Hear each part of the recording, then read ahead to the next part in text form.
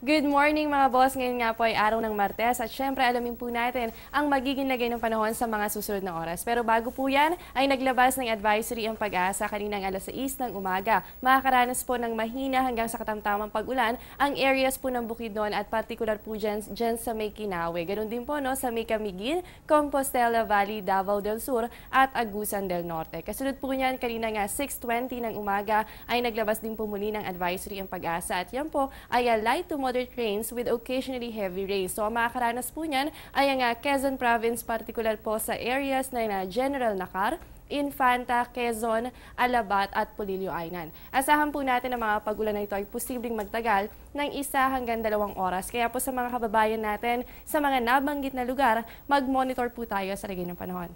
At ngayong umaga po ay makasama natin si Pag-asa weather forecaster Adzar Aurelio para gabayan tayo sa magiging lagay ng panahon sa mga susunod na oras. Good morning, Mr. Aurelio.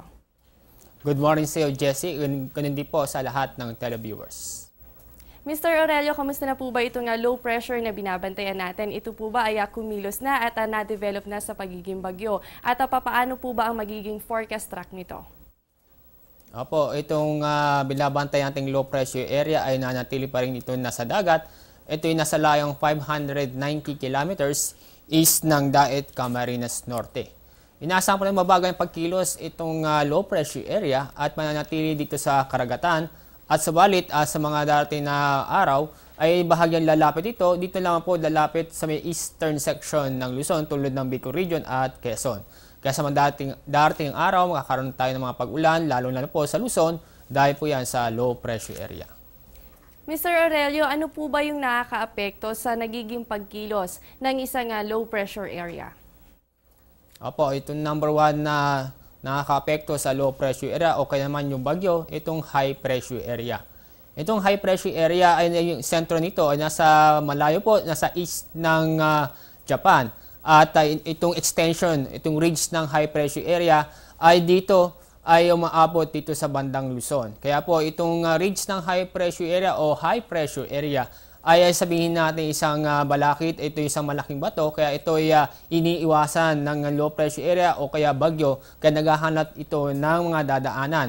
At posibleng pong madadaanan o track ng low pressure area nito ay northwestward lalapit po dito sa Luzon. So naintindihan na nga natin kung ano nga ba yung isang factor na nakakaapekto sa nagiging pagkilos ng isang LPA. At yan nga po yung tinatawag natin na high pressure area o kaya naman yung extension nito nga high pressure area. At alam naman natin, ang high pressure area attributed po yan sa good weather. Ibig sabihin, hindi siya favorable sa isang low pressure area. Kaya kung sakali na ito po ay nakaharang sa dadaanan ng isang LPA, magiging mabagal po ang pagkilos nitong LPA at posible ring magbago ang track nito. Mr. Aurelio, ano naman po bang mga panahon o klase ng panahon ang mararanasan natin ngayong buwan ng September? Opo, pag itong September, kalakasan pa rin ng habagat pero habang ito'y patapos ng buwan ng September ay bahagyang hihina ang habagat. At sa mga susunod mga weather system pang inaasahan po natin na mabubuo, makakaapekto sa ating bansa, ito yung low pressure area, bagyo at itong intertropical convergence zone. So itong weather system nito, magdadala ito ng pag-ulan at masungit na panahon dito sa malaking bahagi ng ating bansa. Most especially dito sa Luzon at Visayas. So yan po narinig natin, kaya sa mga kababayan natin dito sa Luzon, kasama po ang Visayas, dapat po ay mag-monitor lagi tayo sa lagay ng panahon dahil karamihan po sa mga inclement weather na posibleng makaapekto sa bansa natin ay magdudulot po ng maulan na panahon. At Mr. Aurelio, sa kabila po ng presensya nitong low pressure area sa loob ng ating area of responsibility, meron po bang nakataas na gale warning mula sa Pag-asa? Wala po nakataas na gale warning dito sa ating bansa. Sa bagabangat, mahina po ang hangin na nakakaapekto dito sa ating bansa. Kaya po ay safe po na maglayag, lalo na po ang ating mga isda. Ulitin lamang po natin sa mga kababayan po natin, pwede po kayong pumalaot ngayong araw dahil wala pong gale warning na nakataas mula sa Pag-asa. Ibig sabihin po, ligtas ang kondisyon ng mga baybayin sa paligid po ng bansa natin. At Mr. Aurelio, bilang panghuling katanungan na lamang po, magiging maulan ba ang mga susunod na oras natin o yung aasahan nating lagay ng panahon? Ano po ba ang nilalaman ng inyong 5 AM weather forecast? Inaasahan po natin na halos buong Luzon ay makakaranas ng maulat at may mga pag-ulan. Dulot ng low pressure area na inaasang paglalapit dito sa Luzon.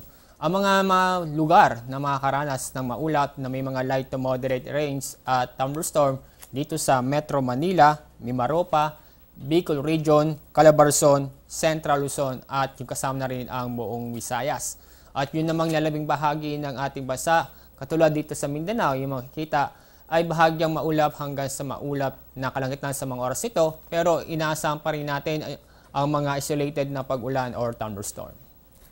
At ayan nga po, narinig nga natin mula kay Mr. Aurelio, no? Dyan po sa Maya Mindanao area, fair weather po kayo. Pero dito sa atin sa Metro Manila, Luzon area po, no? At Visayas, tayo po yung makakaranas na mahina hanggang sa katamtaman ng pag-ulan. At dulot nga po yan itong mga kaulapan na dala nito nga low pressure area. Maraming salamat po, Mr. Adsar Aurelio. At wag po kayong alis at magbabalik pa ang Panahon TV.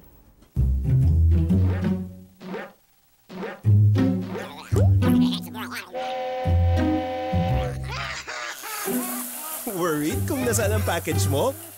Sa Air 21, worry-free! May real-time SMS updates kaya alam mong status ng padala mo every step of the way. Why worry? Pwede namang worry-free. Sa Air 21, sagot ko, padala mo! At yan muna ang latest mula dito sa Pag-asa DUST. Manatiling nakatutok sa Panahon TV kung saan walang pinipiling panahon ang pagbibigay impormasyon. Ako po ang inyong nakasamang inyong weather body, Jessie Basco, na nagsasabing walang dadaig sa taong may alam at laging handa. Magandang umaga.